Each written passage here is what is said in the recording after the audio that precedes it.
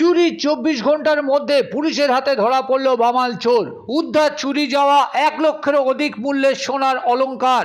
ধৃত যুবকের নাম তফিজুল মোল্লা তৌফিক।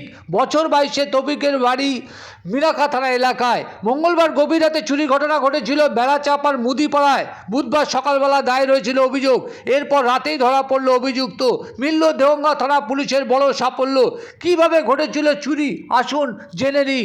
মঙ্গলবার গভীর রাতে বেড়াচাপার মুদিপাড়ার পাখিপাড়ায় পেশায় দর্জি রাজু মণ্ডলের দ্বিতল বাড়ির পিছনের গেটের তালা ভেঙে ঘরে ঢোকে চোর। রাজু ও তার স্ত্রী যে ঘরে ঘুমাচ্ছিলেন সে ঘরের দরজা বাইরে থেকে হাঁসবল তুলে দেয় চোর। পাশের ঘরে ঘুমাচ্ছিল রাজু মণ্ডলের 2 শিশুকন্যা। সেই ঘরের সুইচ বোর্ডের ফিউজ খুলে বিদ্যুৎ সংযোগ বিচ্ছিন্ন করে ঘরের শোকেজের আলমারিতে থাকা সোনার অলংকার ও নগদ 30,000 টাকা নিয়ে চম্পট দেয় চোর। বুধবার ঘুম থেকে উঠে রাজু দেখেন তার ঘরের দরজা বাইরে থেকে বন্ধ। তখনই তার বাড়ি চুরির বিষয়টি জানাজানি হয়। ঠিক কী জানাচ্ছে রাজুর পরিবার তা আসুন শুনে নেই। পাশাপাশি দেখুন চুরির পর আতঙ্ক ছড়িয়েছে। হঠাৎ এই তালা ভেঙে ঢোকে, আমরা ওই ঘরে ছিলাম, আটকে দিয়েছে আমাদের। এই ঘরে মেয়ে দুটো থাকে।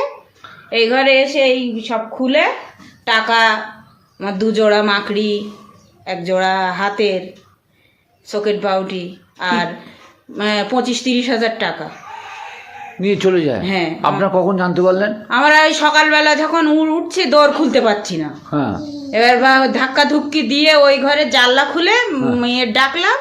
মেয়ে এই ঘর দিয়ে গিয়ে তারপর আমাদের খুলে দিল। আমরা বার হয়ে এসে দেখি এই অবস্থা। কি দেখলেন এখানে এসে? এখানে এসে এসব সব পড়ে আছে, এসব সব খোলা। ওই ড্রেসিং টেবিল ওই প্রথম লকটা ভেঙে দিয়েছে, খুলেছে, সব এসব সব খোলা ছিল।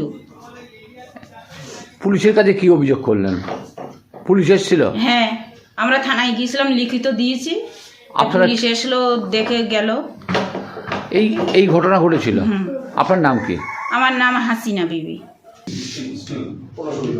ঠিক আছে, বলছি কি তোমার